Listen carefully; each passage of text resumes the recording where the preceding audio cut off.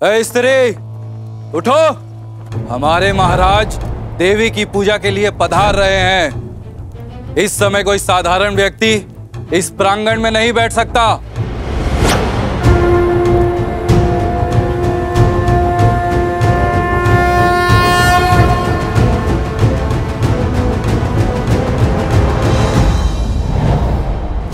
माता की दृष्टि में कौन साधारण, कौन असाधारण, सभी एक समान है और सभी को पूजा करने का अधिकार है। अभी मेरी पूजा संपन्न नहीं हुई है।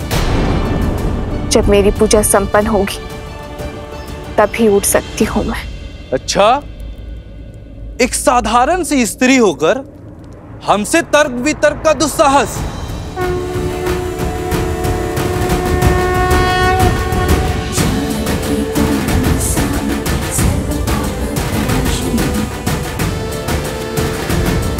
साधारण कहाँ हूं मैं? माता त्रिपुरा सुंदरी की भक्त हूं मैं, और भक्ति के रंग में रंगा हुआ मन कभी साधारण नहीं हो सकता। क्या तुम नहीं जानती मैं किसकी बात कर रहा हूं? यहाँ के महाराज श्री धन्यमाली पूजा के लिए पधार रहे हैं, और हमारे महाराज के अपमान का दंड तुम्हारे जीवन का अंत है। माता त्रिपुरा सुंदरी जगत जननी है, किसी राज्य की संपत्ति नहीं है। ये मंदिर मेरी माता का है और मैं यहाँ पूजा उनकी आज्ञा से ही करने आई हूँ। तुम्हारे राजा के आने से पहले मेरी पूजा संपन्न हो जाएगी और तब तक ये मंदिर मेरी माता का है। एक पुत्री को उसकी इच्छा के विरुद्ध उसकी माता के मंदिर से निकालने का अधिकार किसी को नहीं है।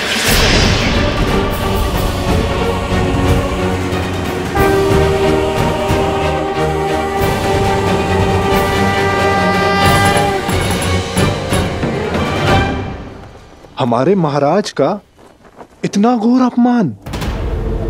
आज स्त्री ने आपका तिरस्कार किया है, कल पूरा समाज करेगा।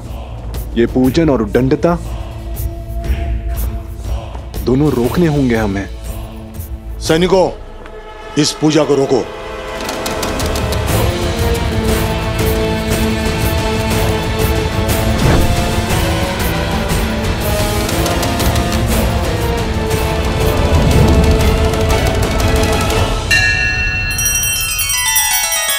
श्री रामचंद्र कृपालु भजु मन हरण भव भय दारुणम। नव कंज लोचन कंज मुख कर कंज पद कंजारुणम।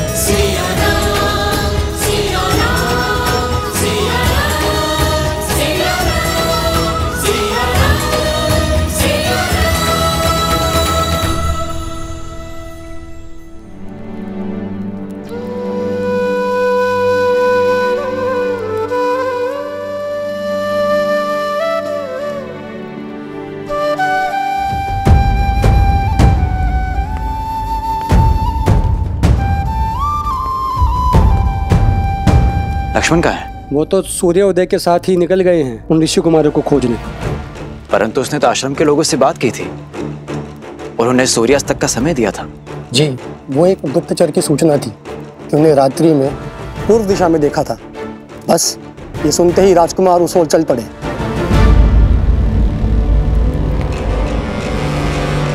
हे ईश्वर, ये क्रोध की अग्नि लक्ष्मण के विवेक को न लील जाए। भैया की मर्यादा पर लांछन न लगा बैठे। उन दोनों ऋषि कुमारों को मर्यादा धर्म का पाठ पढ़ाने का समय आ गया है। हनुमान जी, आपको बंदी तो बना दिया, किंतु हमारा हृदय अभी भी दुखी है।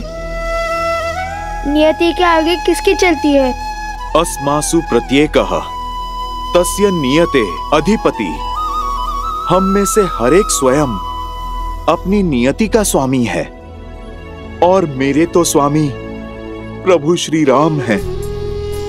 अर्थात ये नियति उन्होंने चुनी है, तो मेरे लिए ये तो प्रसाद है। बालकों, आप वो कार्य करने जा रहे हो जो ये हनुमान भी ना कर सका। आगे बढ़ो बालकों। अब हमें आज्ञा दीजिए, अब हमें आश्रम जाना होगा। माता हमारी प्रतीक्षा कर रही होगी। आप बताइए, आप क्या खाएंगे? आप मेरे भोजन की छोड़िए, अपने लक्ष्य की ओर जाइए। देखिए, आपको हमने बांधा है, तो अब आपका उत्तरदायित्व तो हमारा है। और अश्व, उसे आप यहीं छोड़कर जाओगे? हम साथ नहीं जाएंगे, एक एक करके जाएंगे। अब आप बताइए, आप क्या खाएंगे? अच्छा, तो फिर ठीक है।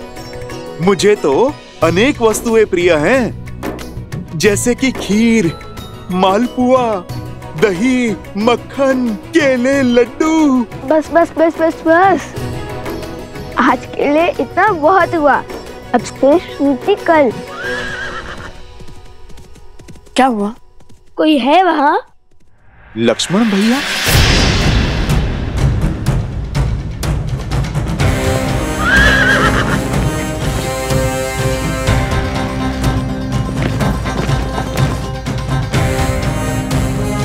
लगता है कि माता को तनिक और प्रतीक्षा करनी होगी।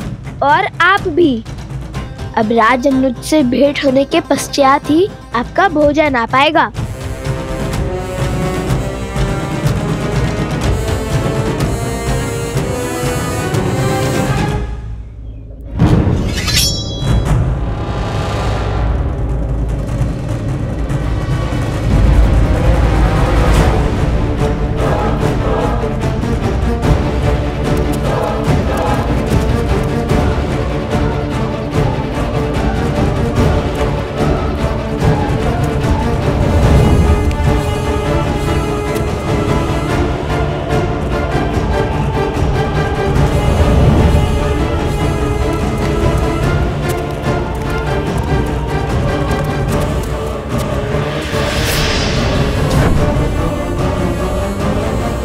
रुक जाइए, एक भक्त पर बल प्रयोग करना महाराज को शोभा नहीं देता।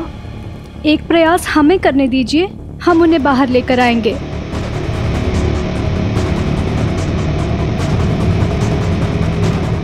देवी, आप अपनी पूजा बाद में संपन्न कर लीजिएगा। अभी आप चलिए, न जाने आज सैनिकों को क्या हो गया है, वो हिंसक हो रहे हैं। यदि मंदिर में कुछ अनर्थ हो गया तो आप ये नहीं चाहेंगी। चलिए माते, एक क्षण तो दीजिए।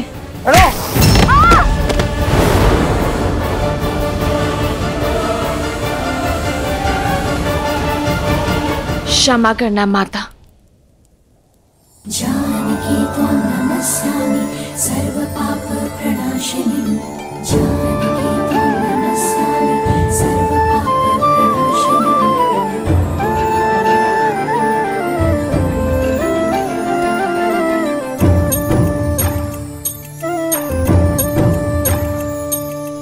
जानकी त्वां नमस्यामि सर्व पाप प्रणाशिनी। जनक दुलारी राम प्रिय, राम काज हित जन्म लिए। मृद मुस्कान अधरों पे धरे, जब चले जानकी सृष्टि चले। वेद शास्त्र शस्त्रों की ज्ञाता, जग कहे इनको सीता माता। राम सिया राम जय जय राम। राम सिया राम राम सिया राम जय जय राम। राम सिया राम राम सिया राम जय जय राम। राम सिया राम राम सिया राम जय जय राम। राम सिया राम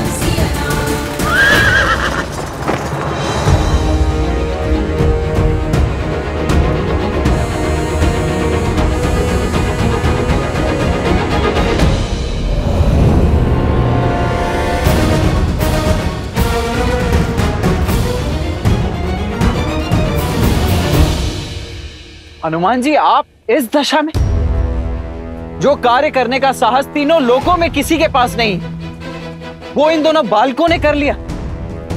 आपको परास्त करके आपको बंदी बना लिया। ये कैसे संभव है हनुमान जी?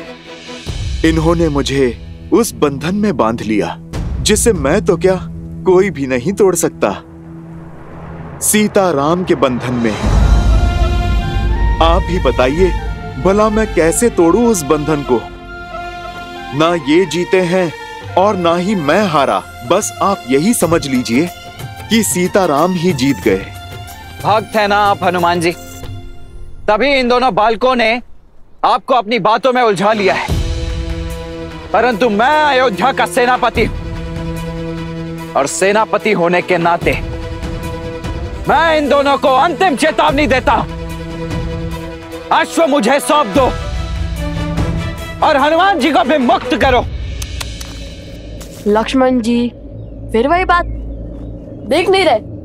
आपसे पहले हनुमान जी ने भी यही अटकी थी। हम अश्व नहीं देंगे। दे भी सकते हैं, किंतु पहले आपको एक कार्य करना होगा।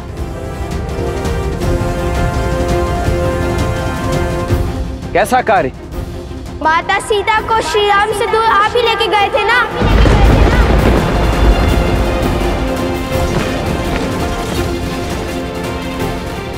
उन्हें महलों के सुख से वन के दुख में ढकेलने का दायित्व आपको ही मिला था ना? तो आपका ही दायित्व बनता है। माता सीता को खोजिए और श्री राम से मिलवाइए।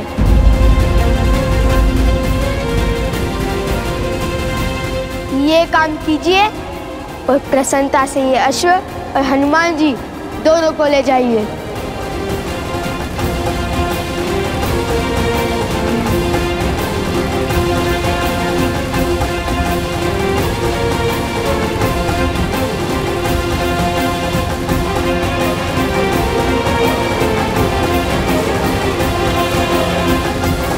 कहिए, करेंगे हमारा ये कार्य?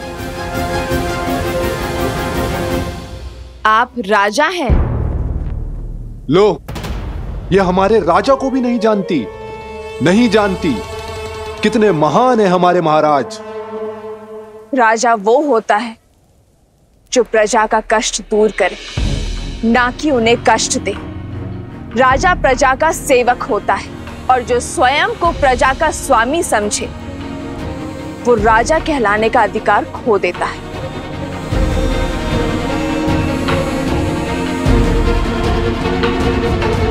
राजा प्रजा के लिए उत्तरदायी है, प्रवासियों के लिए नहीं। तुम्हारी वेशभूषा और भाषा ये बता रही कि तुम मेरी प्रजा नहीं हो। हमारे राज्य के ना होकर हमारे राज्य के नियम तोड़ने का दुस्साहस किया। हमसे प्रश्न करके नारी की गरिमा तुमने भंग की। सैनिकों, बंदी बना लो इसे। रुक जाओ, रुक जाओ।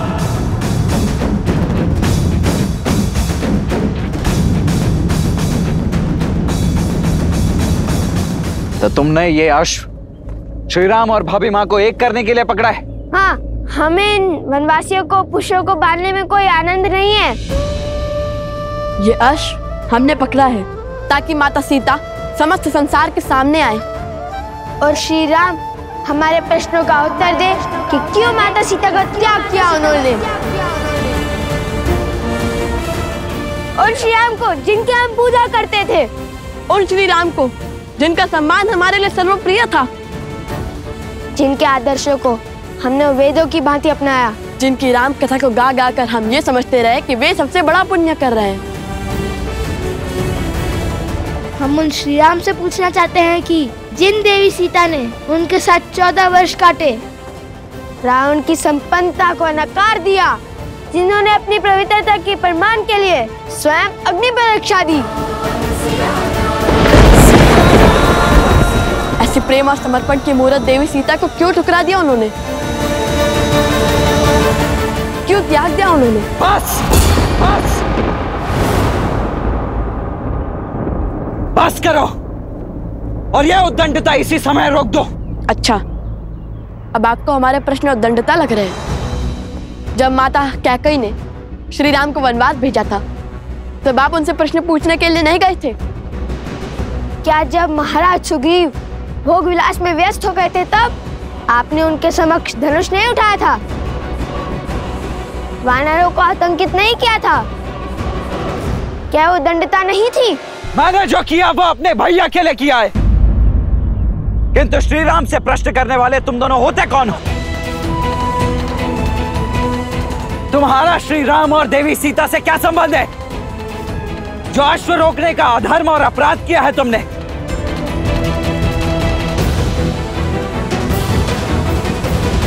एक और संसार के सम्राट श्री राम हैं, जो नारियों के समान अधिकार की बातें करते हैं, और दूसरी ओर तुम, जो स्वयं श्री राम के अधीन होकर एक नारी को बंदी बनाना चाहते हो क्योंकि उसने तुम्हारे अधर्म पर प्रश्न उठाया।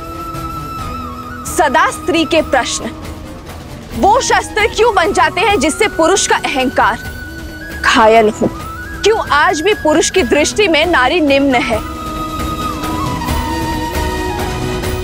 स्मरण रहे, एक स्त्री की शक्ति और ध्वनि दबाकर कोई भी देश या राज्य आगे नहीं बढ़ सकता। इसलिए एक स्त्री का विनम्र आग्रह है कि अपनी सोच बदल दीजिए। हर सीमा लांघ चुकी हो तुम। अब तुम कारागृह की बंदी नहीं बनोगी, मुक्ति पाओगी, जीवन चक्र से मुक्ति। मेरी पूजा अभी शेष है। बिना मेरी पूजा संपन्न हुए मुझे इस मंदिर प्रांगण से ले जाना असंभव है। देखते हैं कौन बचाता है तुम्हें। मेरा धर्म, मेरा कर्म और मेरी भक्ति बचाएगी मुझे।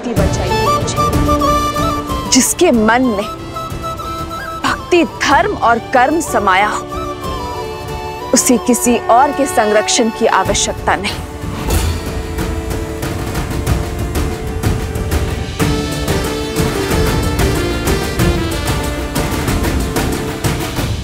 संबंध है, सीताराम हमारे माता पिता हैं।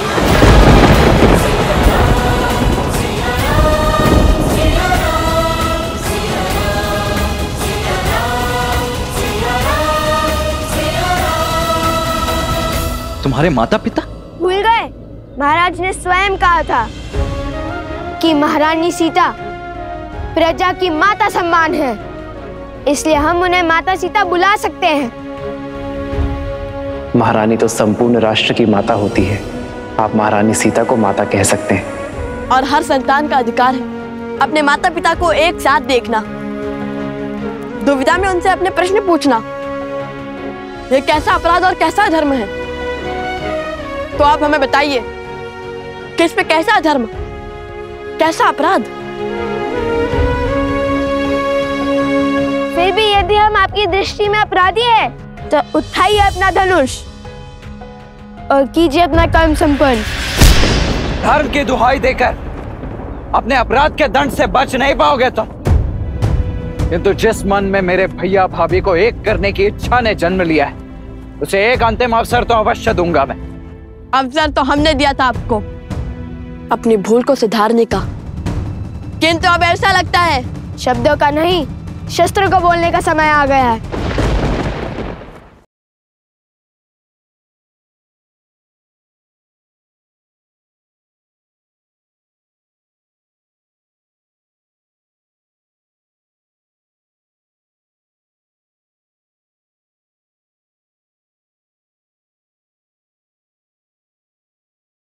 जाओ, इसका अंत कर दो और संसार की स्त्री के लिए उसकी सीमा का उतारण सिद्ध करो।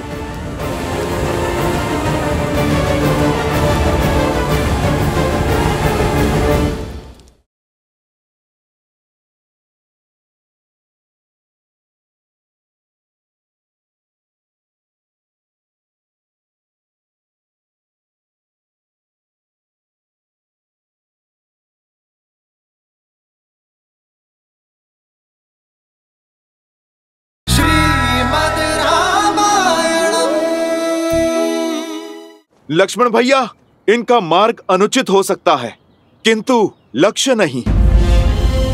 आप मेरी बात मानिए और समर्पण कर दीजिए। इन अबोध बालकों से भला कैसा युद्ध? कभी कभी विजय युद्ध से नहीं, समर्पण से होती है। हनुमान जी, मैं आपको तनिक कटु बोलूंगा, परंतु उसका बुरा मत मानिएगा।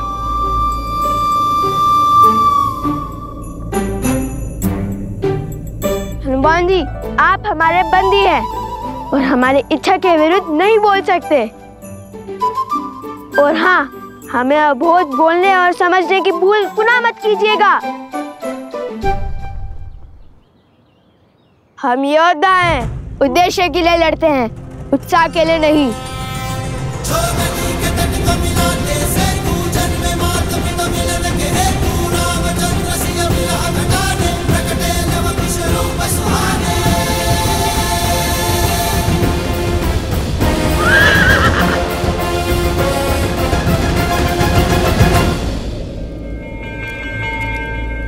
जाओ, इसका अंत कर दो और संसार की स्त्री के लिए उसकी सीमा का उदाहरण सिद्ध करो।